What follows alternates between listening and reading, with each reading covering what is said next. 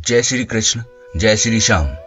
भाइयों और बहनों, सनातन धर्म में आने वाली हर एकादशी वैसे तो अपना अलग अलग महत्व रखती है, लेकिन चैत्र मास के कृष्ण पक्ष में आने वाली पाप मोचनी एकादशी को शास्त्रों में बहुत ही पवित्र और चमत्कारी माना गया है। कहा जाता है कि इस दिन भगवान विष्णु की भक्ति और सच्चे मन से किए गए छोटे छोटे उपाय भी जीवन के बड़े बड़े पापों को समाप्त कर देते हैं।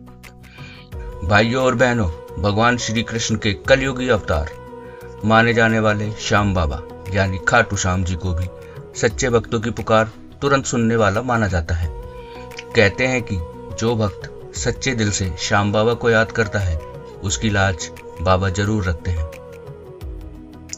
कई बार हमारे जीवन में ऐसी परिस्थितियां आ जाती हैं जब सब कुछ ठीक होते हुए भी काम बिगड़ने लगते हैं। घर में धन की कमी, मन में बेचैनी, काम में रुकावटें और बार बार असफलता मिलने लगती है।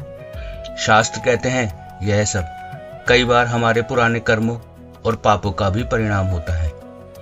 लेकिन भाइयों और बहनों, भगवान ने हर समस्या का समाधान भी दिया है।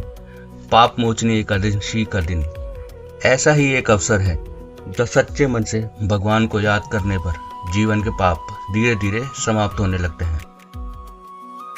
इस दिन सुबह जल्दी उठकर स्नान करें, साफ कपड़े पहनें, घर के मंदिर में भगवान विष्णु, श्री कृष्ण या फिर श्याम बाबा की तस्वीर के सामने घी का दीपक जलाएं और हाथ जोड़कर सच्चे मन से प्रार्थना करें। अब इस दिन एक बहुत ही सरल लेकिन प्रभावशाली उपाय बताया गया है।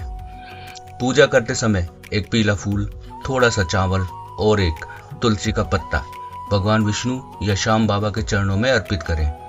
इसके बाद सच्चे मन से यह प्रार्थना करें, हे नारायण, हे श्याम बाबा, अगर मुझसे जाने अनजाने में कोई भूल हुई हो, कोई पाप हुआ हो तो मुझे क्षमा करें और मेरे जीवन से दुखों को दूर करें।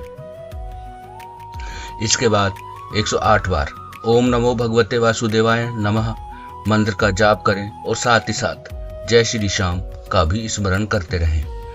भाइयों और बहनों, एक और छोटा सा उपाय इस दिन बहुत चमत्कारी माना जाता है।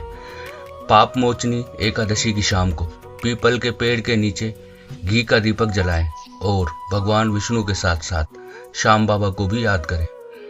शास्त्रों में कहा गया है पीपल के वृक्ष में भगवान विष्णु का वास होता है। अगर संभव हो तो इस दिन किसी गरीब या जरूरतमंद व्यक्ति को मीठा फल या अनाज जरूर दान करें। दान करने से भगवान जल्दी प्रसन्न होते हैं, घर में बरकतें बढ़ने लगती हैं। भाइयों और बहनों, याद रखिए, भगवान को महंगे चढ़ावे नहीं चाहिए, उन्हें चाहिए सच्चा दिल और सच्ची भक्ति।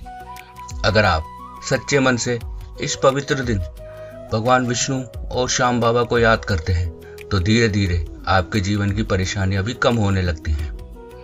कई भक्तों का अनुभव है, जब उन्होंने सच्चे मन से श्याम बाबा को पुकारा तो उनकी किस्मत बदलने में ज़्यादा समय नहीं लगा।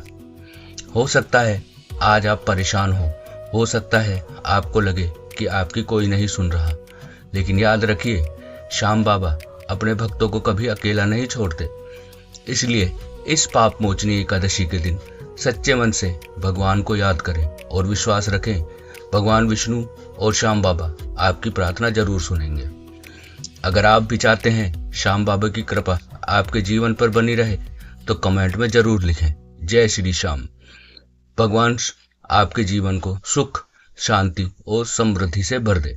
जय श्री श्याम, जय श्री हरि।